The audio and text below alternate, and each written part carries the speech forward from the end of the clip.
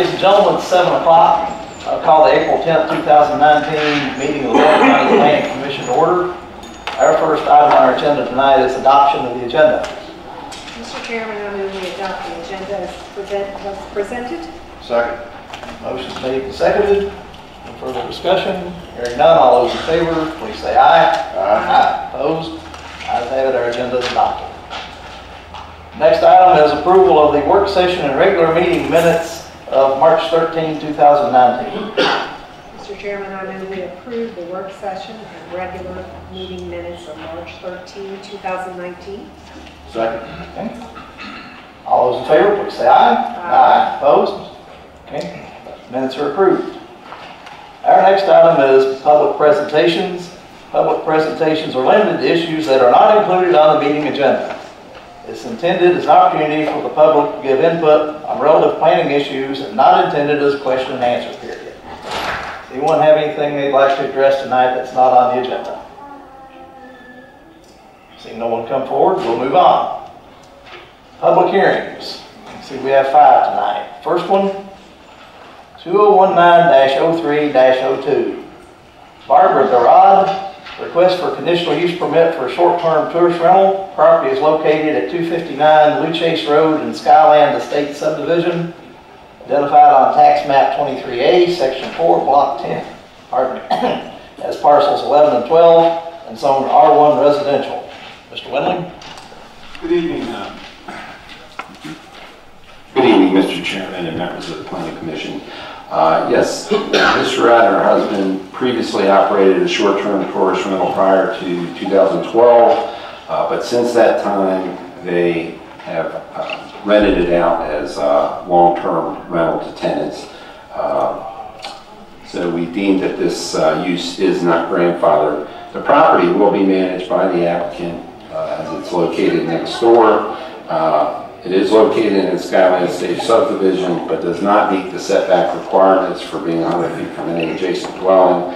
It is located 40 feet from the dwelling in which the applicant resides, but is located in excess of 150 feet from all other neighborhood dwellings. We did receive the comments from the health department, which we provided to you. It appears that she's got an older system that's going to need to be replaced. The health department did not find any documentation for it, so she had met with them, and that will be taken care of prior to opening the short-term tourist rental if this is passed by the board. Also, Mr. Rod has spoke to her Property Owners Association. They met last week. Apparently they did pass and approve this for the subdivision. I've not received any documentation from them yet. We'll have that available for the board. If the Planning Commission is to approve this, staff recommends the following conditions. Number 1, the applicant shall comply with all Warren County Health Department, Warren County building inspections, and Virginia statewide fire prevention code regulations and requirements. Number 2, the maximum number of occupants shall not exceed 2 as determined according to the health department conditional permit for a 1-bedroom dwelling. Number 3, the applicant shall have the well water tested annually, and a copy of the results shall be submitted to planning and health departments. Number 4, the applicant shall have the septic system inspected annually by a state licensed inspector, and a copy of the results and their report shall be submitted to the planning and health departments. The system shall also be serviced every 3 to 5 years as recommended by the health department. Number 5, the property shall be in compliance with section 18056.4 Warren County zoning ordinance regarding supplemental regulations for the short-term tourist rentals, which includes a property management plan to be submitted to the planning department prior to staff issuing a certificate of zoning for this use. Number 6, the applicant shall register with the Commissioner of Revenue's Office for transient lodging tax purposes. Number 7, a waiver to the required setback of 100 feet to the adjacent property dwelling shall be granted for the existing 50-foot setback to the residence southwest of the subject property. And number 8, the applicant shall have the accessory structure currently located in the front yard setback removed or moved to the side or rear of the dwelling at a location that meets the side setback of 10 feet from the property line.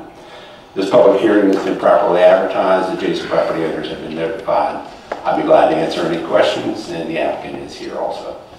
Thank you, sir. Anyone got any comments before we open public hearing? Mr. Chairman, the applicant may be advised that if they recorded this, they might not need a whole complete new septic. I just heard you say it that way. It's actually showing a list of repair items, and that may be significantly cheaper than going through recording the website. Thank you for that, Mr. Henry. Might verify that to help party be sure. I will do worries about it. Thank you, sir. Anyone else? Okay, we'll open the public hearing. On our sign-up sheet, no one signed to address this issue. Is there anyone that would care to anyhow? Seeing no one come forward, the public hearing is closed.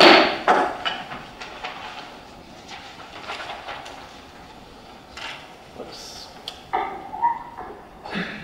like everything's pretty much in order here. Take a motion, Mr. I'll Chairman. take it. I move that the Planning Commission forward the application to the Board of Supervisors with the recommendation to approve the conditional use permit request for Barbara Durand for a short-term storage rental with the conditions as recommended by staff. Second. Okay, all those in favor, say aye. Aye. Opposed? Ayes have it, and this will be forwarded on to the Board of Supervisors. Our next items, we've got a combo deal here. We're doing 3 of them.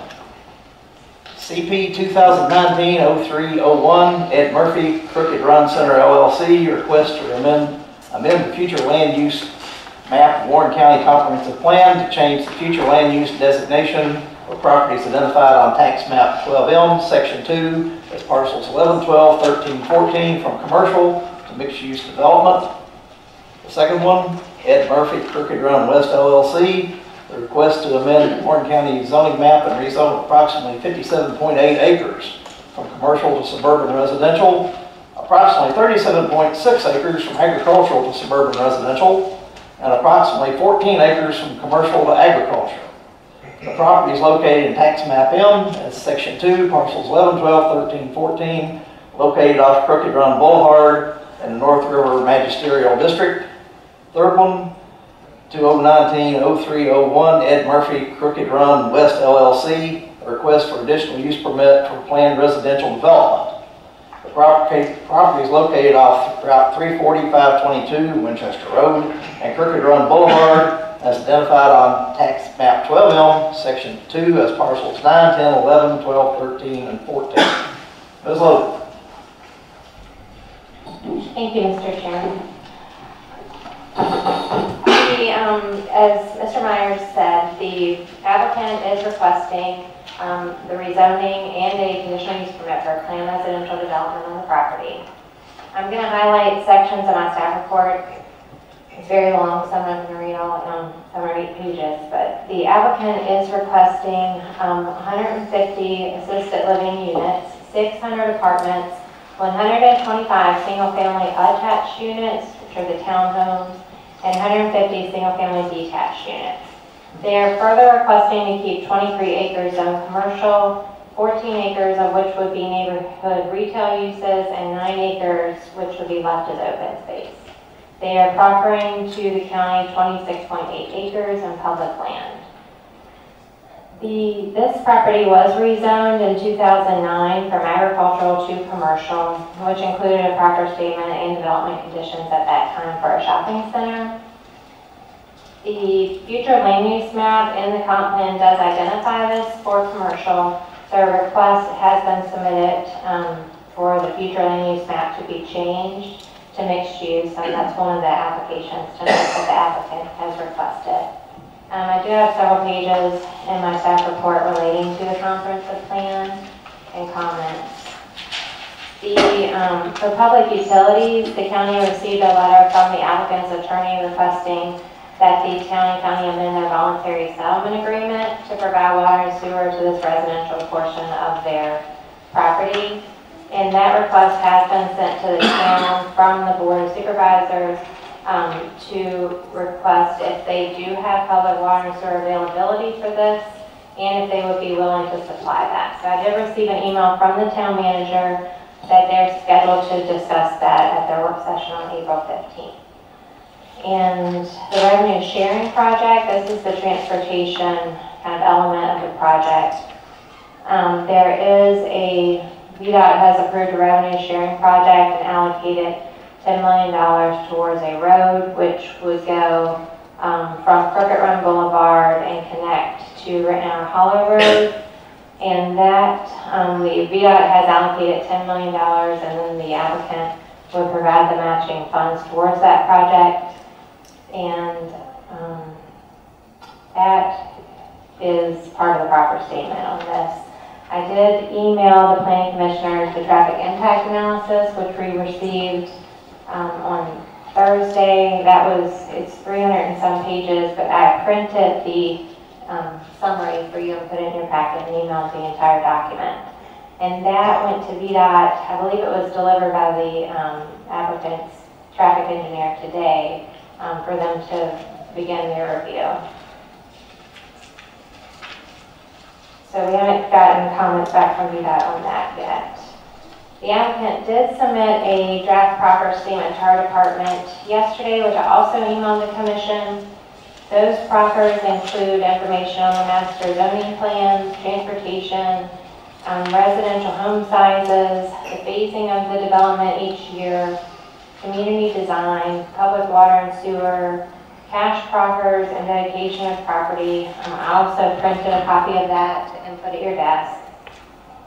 The county recently updated our fiscal impact model, which calculates the projected per unit capital cost. It also calculates the projected number of school kids from a residential development. In the past, we were allowed to calculate costs for all services, but since the state code changed in 2006, we were limited to what we can accept offers for. So now our model calculates schools and parks. So I included a summary of the school data, mostly the elementary school, which would be impacted the most because AS Roads is currently at capacity, and the model projected the elementary school kids to be 146 students from all three of these phases. And then I also have a capital cost per unit, which I included in the report as well. The request has been sent to VDOT, the Town of Front Royal, Public Utilities Department, Warren County Building Inspections, Warren County Public Schools, Rappahannock Electric Company, Warren County Fire and Rescue, Warren County Sheriff's Office, and the Warren County Health Department for all their review and comment. And I submitted all the comments that I have received there in your packets. And the public hearing has been properly advertised, and we posted the property with signs at the end of Crooked Run Boulevard and on I-66. We cannot post on this property, does not go all the way to Rittenhour Hollow Road. There's actually a property in between this property and Rittenhour Hollow Road, which the applicant would need to obtain for any transportation improvement. But we sent letters to all adjoining property owners. We did advertise in Bow newspaper for 2 weeks, and we've advertised on the county's website. So I'm happy to answer any questions. I know you have a lot of information and even more additional information at your desk. All right. Thank you very much. Before we open the public hearing for one of this magnitude, I'd like to remind the audience of a few things.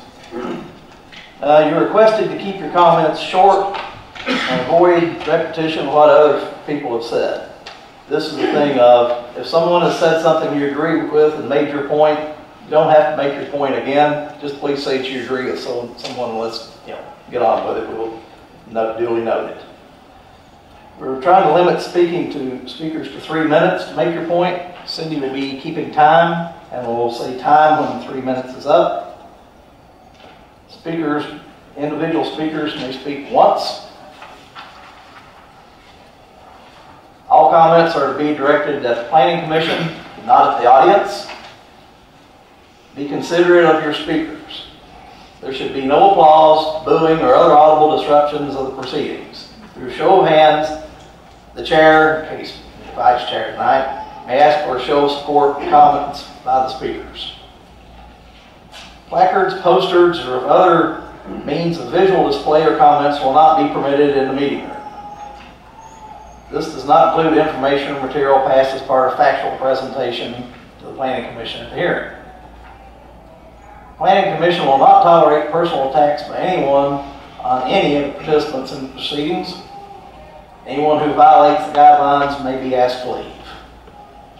Having got the formalities out of the way, as I was saying, we are having all 3 of these in one public hearing, and then we'll vote for on each item individually.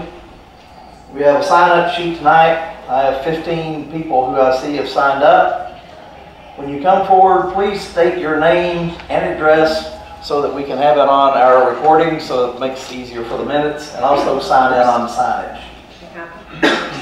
The applicant goes first. That's Mr. Silent.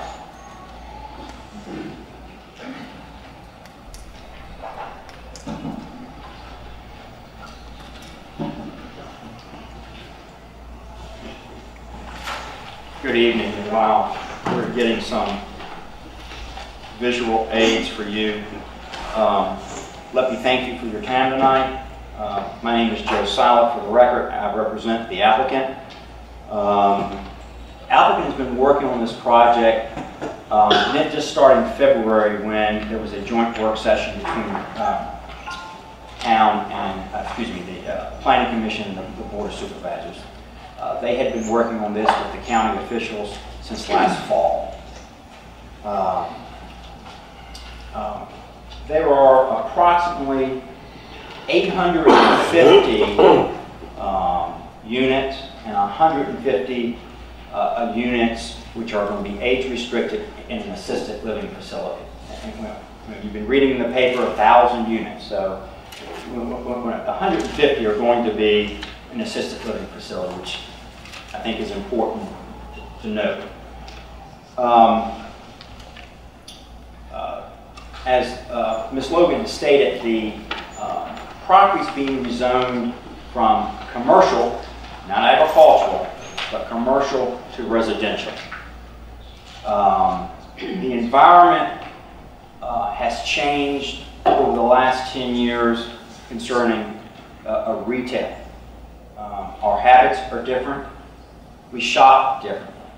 Retailers are filing for bankruptcy and are closing. We all shop differently. Now, we all shop on Amazon or online, Wayfair. The commercials are over and over again on TV. So the demand for bricks and mortar retail stores has changed over the last 10 years dramatically. If I may, there is matching VDOT funds of $10 million to construct this road across Crooked Run around the land base of the project to connect 340 with Rittenhouse Hollow Road. This $10 million match from VDOT expires on June the 30th. There is some sense of urgency here because that money may never become available again, and no one will be able to do a project of any kind because of crossing the creek without VDOT matching money.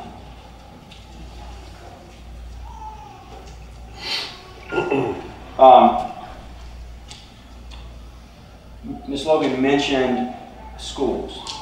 The only school that would be affected by the number of students here would be the elementary school. It's already at capacity, as she said, and we have provided in our proffers cash proffers for those for that impact.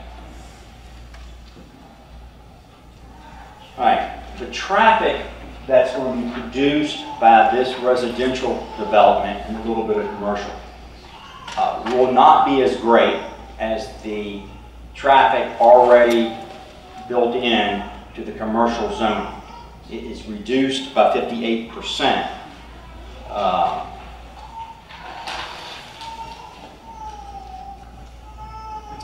And I'm going to read a couple things. I know you are familiar with your strategic vision that the county worked on in 2018.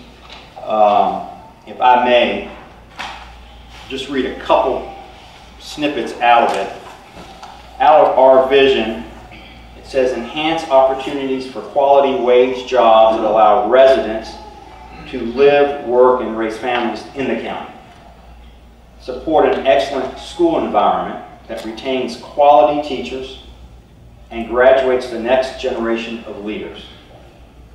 Provide a variety of housing choices to allow our citizens and workforce to live prosperly and age with dignity within their community. That's right out of your vision statement. One of the strategies, and I'm reading again out of the statement, support development of workforce housing through density bonuses. Support affordable housing by encouraging mixed-use developments. Encourage the development of retirement communities. Identify suitable sites for workforce housing.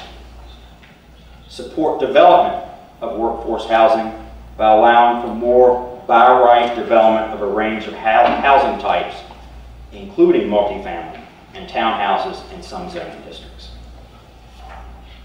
This project, I believe, and the applicant believes, meets all that criteria. Will help you as a county, help us as a county, meet those demands for housing for the next decades for this community. I would like to introduce Ed Murphy now that will have a few items to say. Good evening, Board and Chairman. Ed Murphy, Crooked Run West LLC, 8009 Wolf Trap Road, Vienna, Virginia, 22027. I just want to give you some background on where we are, how we got, and what our vision is here. When we took this land in 2004, 2006, it was a combination of a joint effort development to contain all the retail at the interchange at I-66 to 340, keep it in the corridor. We've been very successful in developing a very strong national credit retail base at the interchange in the corridor. It was always our vision to be able to provide further retail development, further commercial development, whether it's hospitality, institutional, or retail further in the corridor. That was our vision in 2008 and 2009 when we stood before you and petitioned to take agricultural land and turn it into commercial zone. As you've heard Joe say, and as you heard me say, the landscape in the retail, the hospitality industry, things have changed in the last 10 years. We're here tonight because of that change. We're not here because we think that all of a sudden it's a good idea to do this and do that. Right now, our 98 acres of commercial development and our 50 acres of agricultural zoning,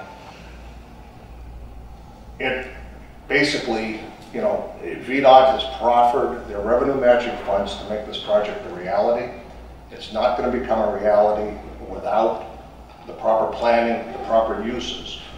Right now, if we go into this as a commercial development, it's probably going to stay here for a while the way it is right now. But again, going back to the background, we listened to the vision statement, we listened to the consultants, we listened to the county studies that says keep the growth in the corridor. We have gone every step of the way with VDOT and planned for the future. We have dedicated additional right-of-way. We've provided for turn lanes on the major thoroughfare roads. We're planned. This isn't a fly-by-night, gee, I don't think it's going to happen. We've already planned for this. We've planned for the future. That's what we're here to talk about tonight. With that, any questions you have, I'll answer. Thank you. Okay. From the audience, our first speaker tonight. Mr. Chairman? Yes, sir. I just want to make sure, under the guidelines, you are allowed to ask questions of the applicant with our speaker, so I just want to make sure it is okay for you to ask questions. Yes, it is. Do you want to have any questions at this time for the applicant? Okay. Before we get to it. Yeah. All right. Thank you, sir. Our first person signed up on the sign-up sheet tonight, Paul Gabbert, 1221 Valley View Road, I will apologize in advance if I butcher someone's name as we go through this. You're correct. You are correct. Some of these others, maybe not. Thank you for listening to me tonight. When Mr. Silac was speaking, I was kind of making notes. And listening to what he was saying reminded me of what a gentleman said last night at the supervisors meeting. He said, you can put lipstick on a pig, but it's still a pig. And Mr. Silac brought a case of lipstick with him tonight because it's cover up all the way around. The traffic is going to be terrible. Doesn't matter whether there's assisted living, traffic is going to be horrendous. There's going to be wrecks. There's going to possibly be people killed at that intersection. 66 is going to be a mess because people are going to come out from the city to live in this project. They will be getting on 3:40 in the morning to go to 66. They'll be getting off 66 to come home. It will be a nightmare.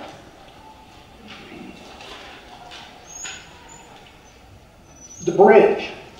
Why should I pay for a bridge? Why should my money go toward a bridge for people who live in this development? I don't want my money going to somebody else's bridge. Let him make the bridge. Let him pay for the bridge. The inland port is going to be expanding, putting more tractor trailers at that intersection, getting on 66 both ways. That's going to add to even more traffic. I ask you to do what's right for the citizens of this county, not what is going to benefit a builder to get richer, who is never going to drive through this traffic area. If he would give me a signed note saying he'll move into that development and go out there every day, I'll agree, build it. But I'm sure he's not going to do that. I live in the town of Front Royal. Every time something gets built out on the corridor, my water pressure goes down. I live off Strasburg Road. There's some days it takes me 5 minutes to fill up a glass of water from my refrigerator. I don't think any of y'all would want to do that, and I don't think these gentlemen would either. Has an impact study been done on the Shenandoah River for the amount of water that's going to be brought out of it to supply this area? Can it sustain it? How much water can be pulled out of the river? The level has already gone down when that dam was put in. There's nothing being held back now. I can look at the bank and I can see the water level of the river down that far from when the dam was taken out. Can the river sustain this much more water being taken out of it?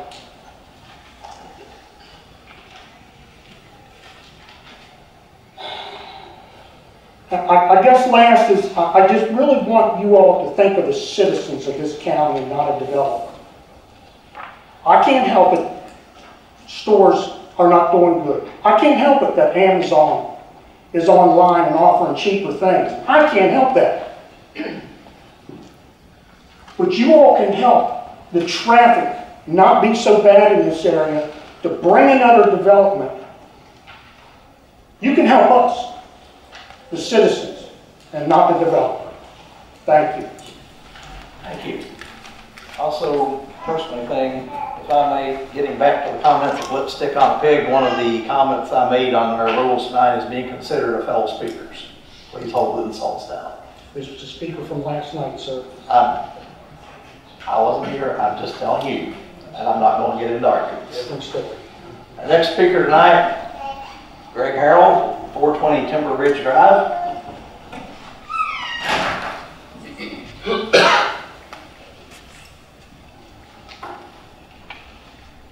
Thank you, board members, for the opportunity for allowing me to address you this evening. Before I start, I'd like to make 2 points. I'd like to level set first.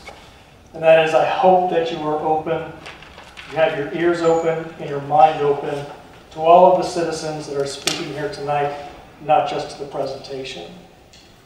Secondly, as I begin my presentation and I work through my presentation, I do not want you to misinterpret my passion for anger.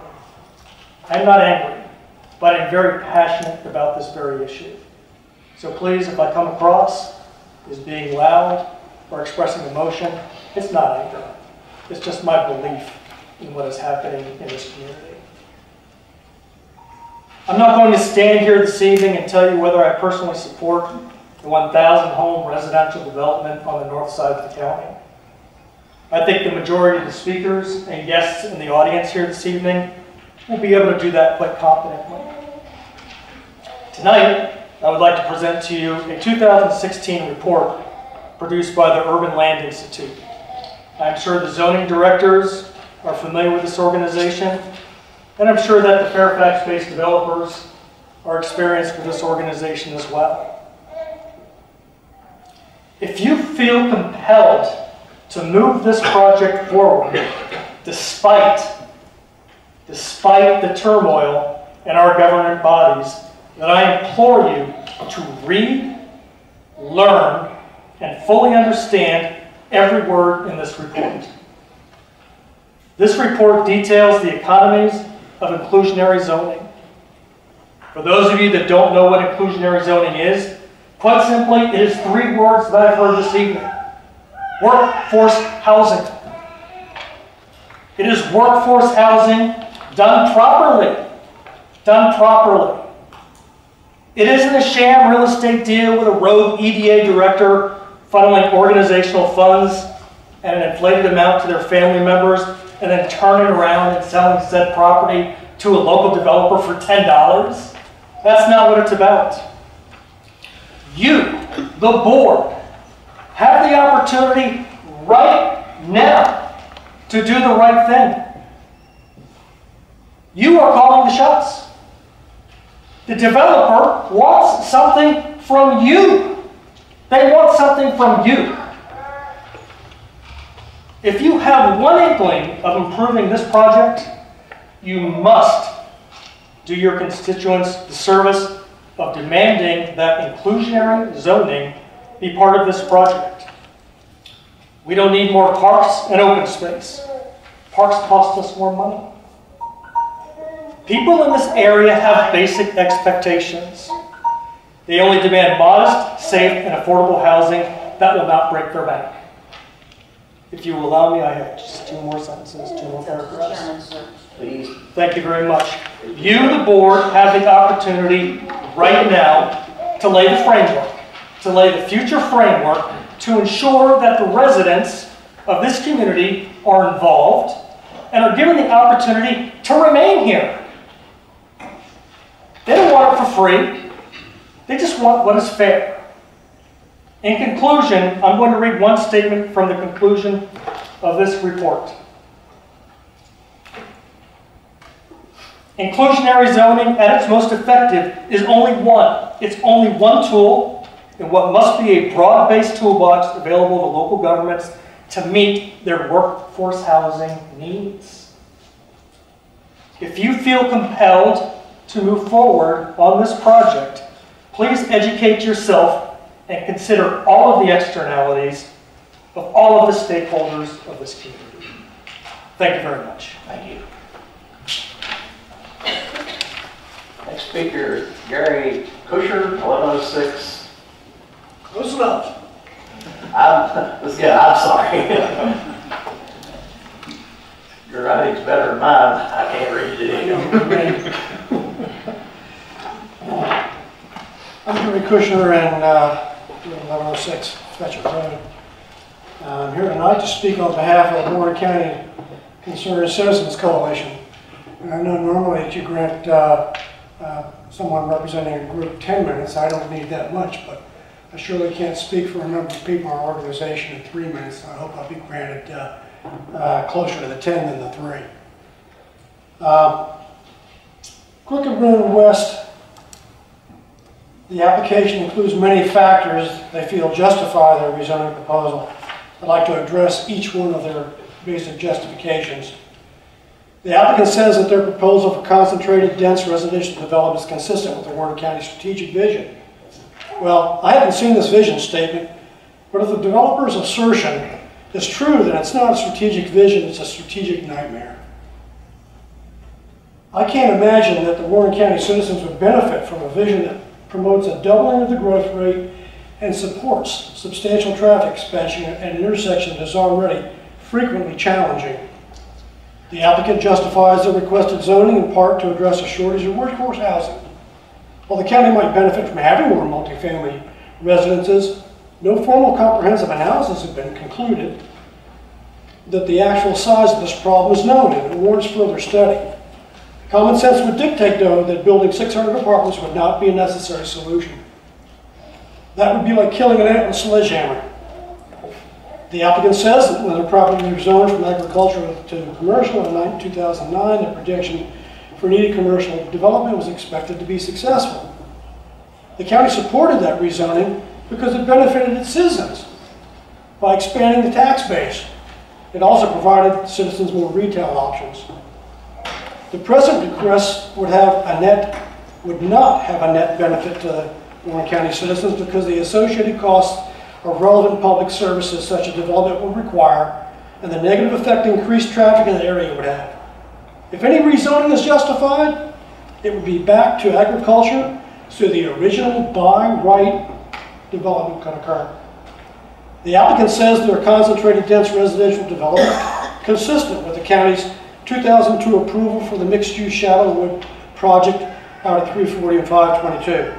But that's not a fair comparison because Shadowwood only has 225 units and it doesn't contain any multifamily units. It also is not adjacent to a high traffic intersection. The applicant offers $10 million towards road improvements, but VDOT would also need to spend $10 million. Since virtually only the citizens that would reside in the new development would benefit from those roads, it's not a good use of our state tax dollars. Warren County and other Virginia citizens would get a better return on $10 million of road improvements if they were reallocated to a really needy project elsewhere. The applicant's community impact statement says the tax revenue from the real estate they propose to construct it will provide a meaningful offset to the associated public service needs the development would create. There are a host of studies that confirm that residential construction does not generate more revenue than the cost of services they create. Warren County already has substantial budget pressures for citizen services and education costs, plus they have to deal with the multi-million-dollar cost of the EDA debacle. Rezoning this property to permit concentrated residential development will only add to those problems and is not in our citizens' interests.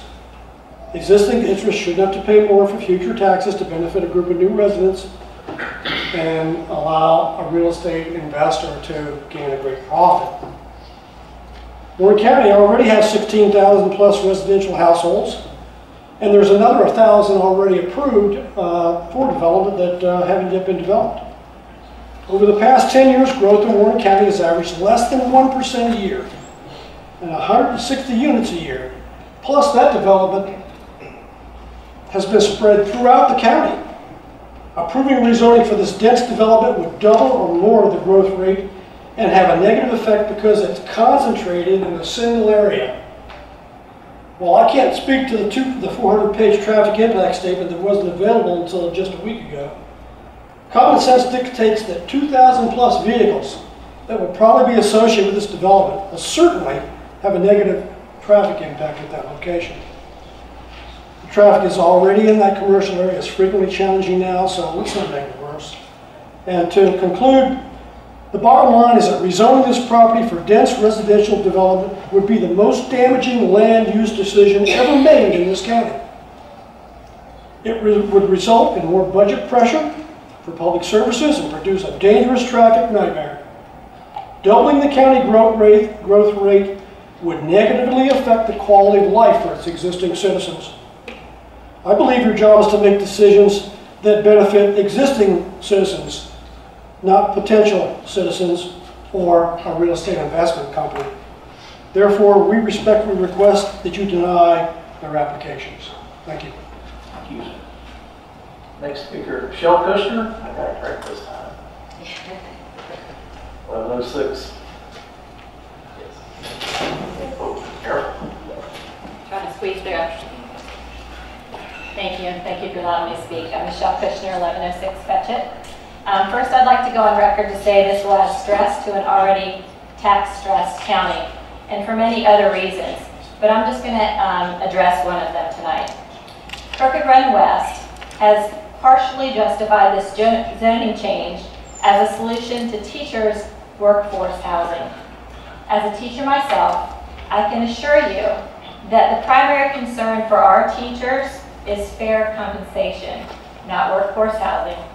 Our teachers in Warren County are among the best, and they give 150% to all the students here. That being said, many teachers from any county prefer not to live near the schools where they teach. And I'll give you a couple examples. Not running into parents of their students at the playground or other areas to get drawn into lengthy conversations on how little Johnny's behavior or academic performance could improve on their time when they've already spent so much more than 40-hour work week, plus 40 hours. At the high school level, to be served at a restaurant by a student that may not be doing well in your class, or that you might have to refer for discipline issues. Well, we would want to limit the possibility of food to be tampered with under those conditions. Fair compensation, not affordable housing, is for the teachers of this county, and I respectfully request denying the rezoning application. Thank you. Thank you. Next speaker, Howard Matthews, 335 Steep Hill Road.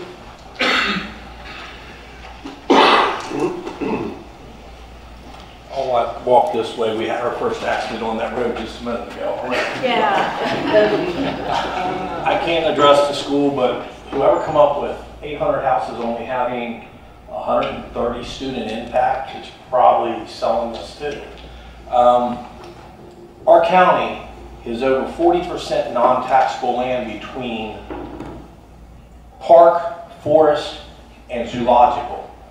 Out on that end of town is the only place we have to grow commercial and industrial. If you make that housing, you've killed tax base that goes to business, and you're building another residential area that's just, the tax burden is on the residents, not on any business whatsoever.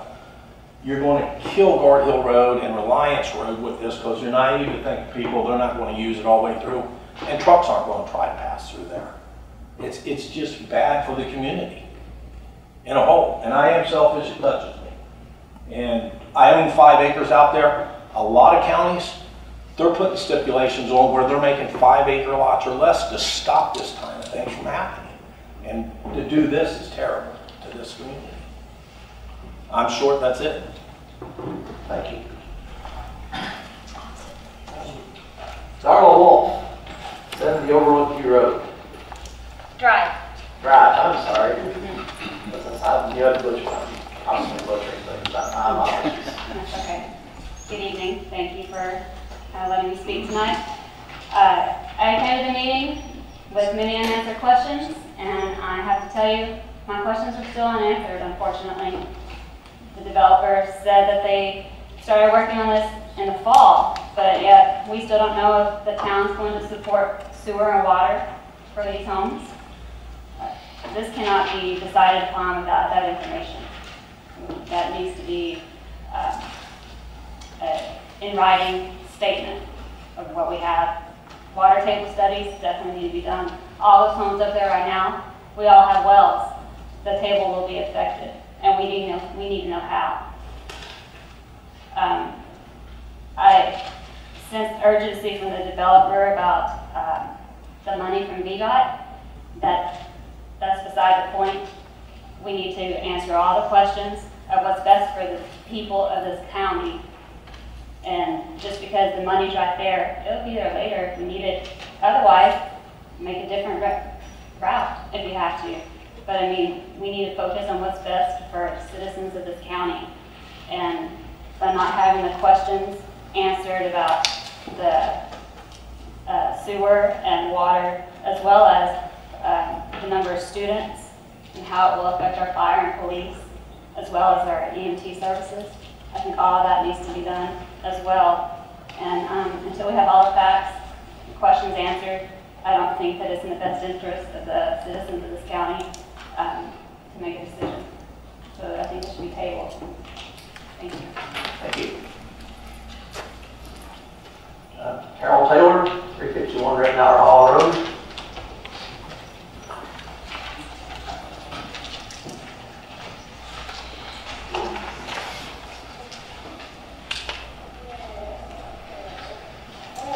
My name is Carol Taylor and my address is 351 Rittenhour Hall Road.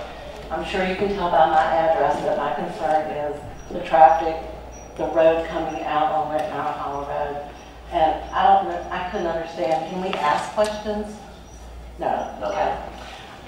I don't know why the road is connecting to Rittenhour Hall Road unless it has to be that way to get the revenue sharing funds.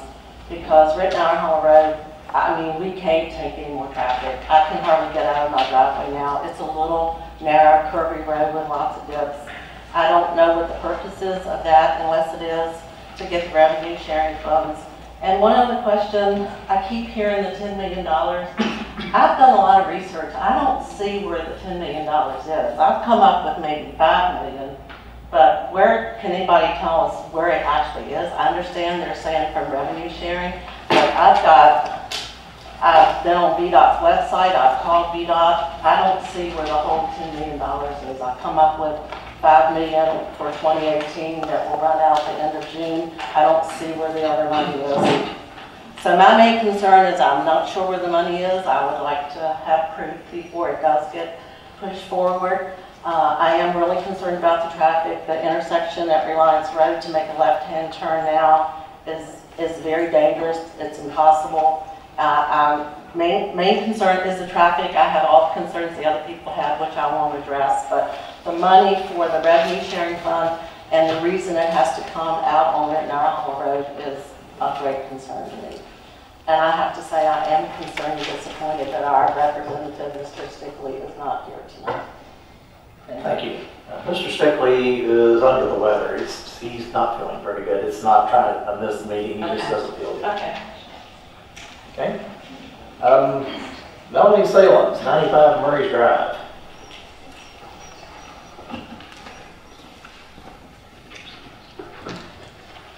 Hello. Melanie Salins, 95 Murray's Drive. I have something prepared that I want to read, but first I wanted to just kind of be a stickler on something Mr. Silek said about this actually only being 850 homes. If you add up the numbers that came in their packet, when you subtract out the 150 age restricted, that comes out to 875 units. And I would like to remind everybody about Lake Frederick. It was able to strip away the exclusive requirement that it be an age-qualified 55-plus community. Now you have general market-based housing for everyone. Age-qualified benefited the county because it didn't overburden the school system with the children, and then it changed. Why wouldn't that happen here? I know that was Frederick County, but why wouldn't that happen here?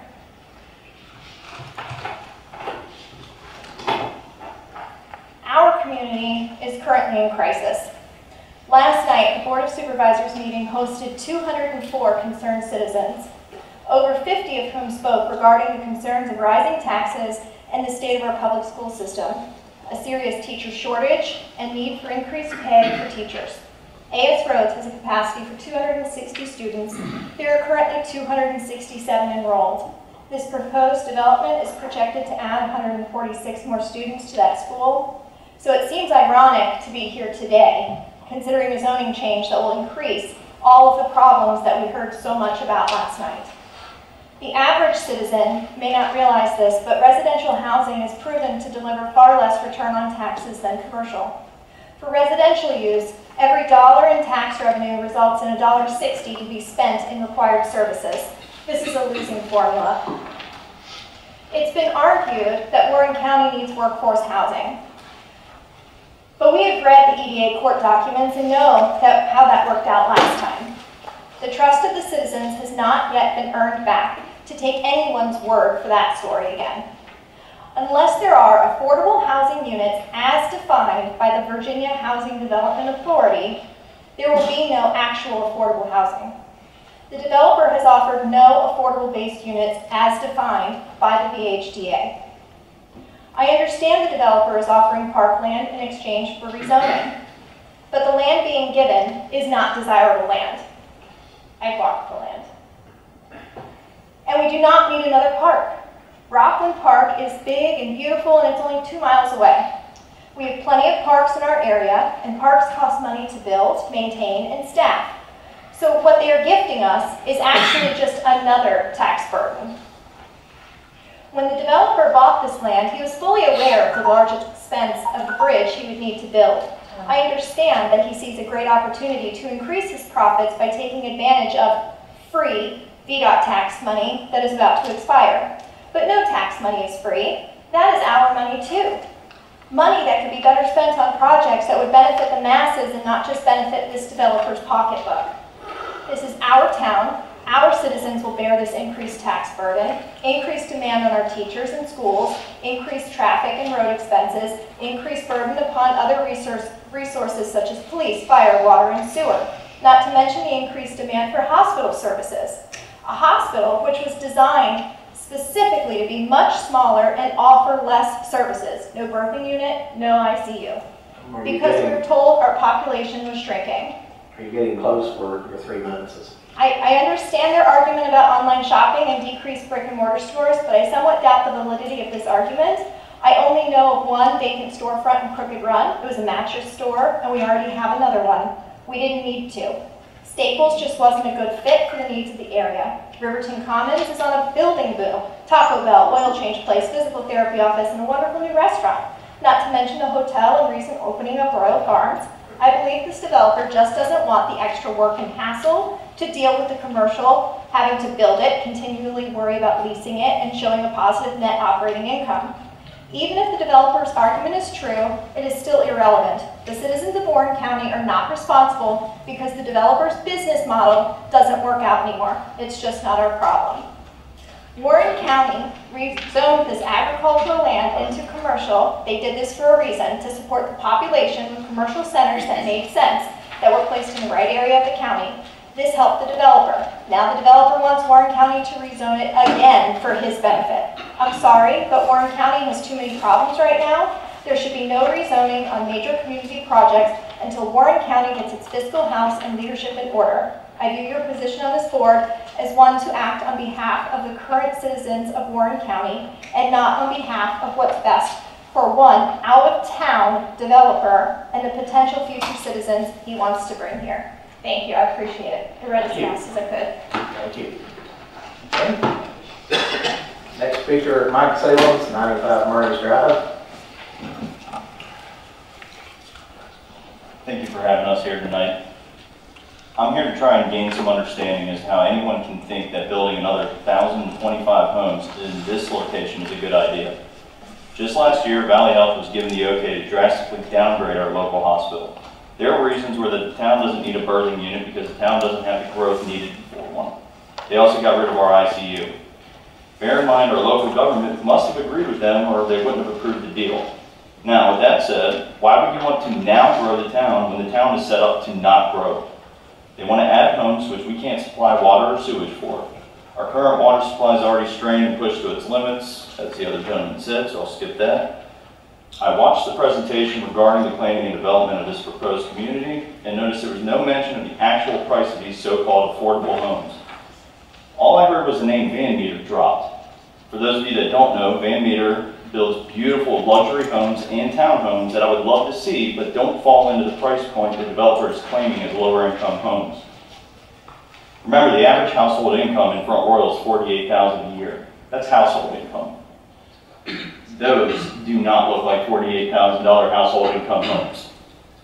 Just go to Loudoun County, where Van Meter is currently finishing development, where the homes start at $400K. And those are their cheaper models. If you approve these, to be built, we will have allowed another developer to make money hand over fist while the community suffers. This project won't bring any money to our town, just problems.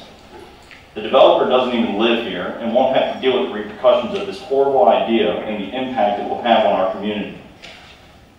If you want this town to prosper, make the developer stick to the initial idea of building commercial property. They say storefronts are no longer worth building, and I can agree to a point. Maybe they could build new recreational facilities. We could use a new up-to-date fitness center or an upscale grocery store like Wegmans, Trader Joe's, or Whole Foods. Many people would come off 66 or 81 to go there, rather than Gainesville or even further out. We'd be able to pull people from Winchester and Stevens City, as they don't have an upscale grocery store either. And it wouldn't be any competition for Walmart or Aldi. Maybe they could build an indoor shooting range, a rock climbing center, laser tag, indoor go-kart, or an IMAX movie theater. Maybe just a nice splash pad or outdoor sitting community area to take a break, see bands play, or have some outdoor eating. Maybe a TJ Maxx or Ross or other discount clothing store that doesn't offer online shopping. I'll probably go broke having that so close to the home because this one, but people would love it. They could also put a daycare center or a preschool, maybe even some that offer drop-ins for moms so they can just go shopping without kids in tow. If you really want to help the community, make them do something like that will keep the youth from being bored and resorting to making our opioid epidemic worse. I think it would be a much better solution to assist the community in natural growth and repair. Side note, 1,025 homes would equate to about 2,050 additional vehicles. Just imagine that many cars trying to go on and off 66 right there. They made a bad investment and they want us to pay for it. It's not going to happen. Thank you. Thank you. Next speaker, John.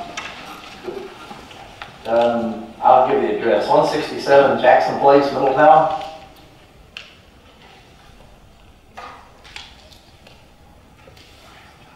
Last call. Okay. Courtney Dickinson, 831 Village Road. I signed up, you can keep going on, I signed up in the wrong spot on the Okay. agenda. All right. Gary Price. I'm sorry. Wow. How about Stephen Colors?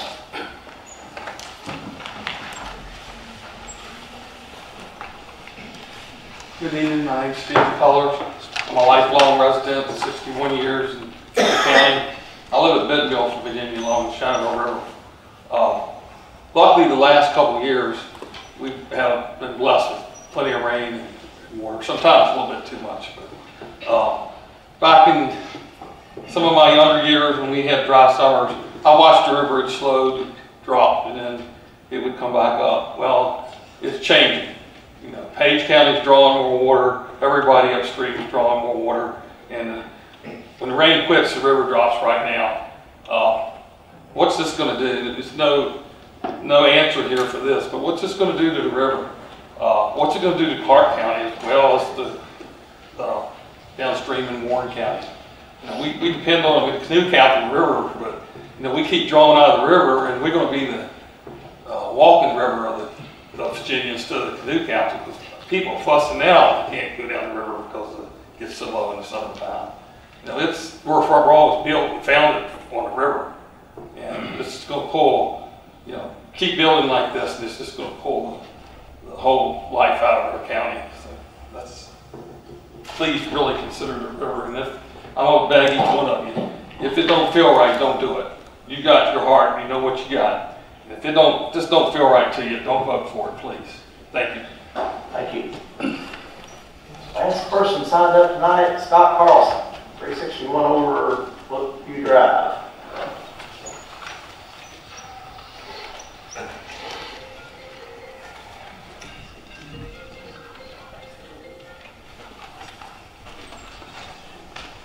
Hi, thank you for the opportunity to speak on this matter.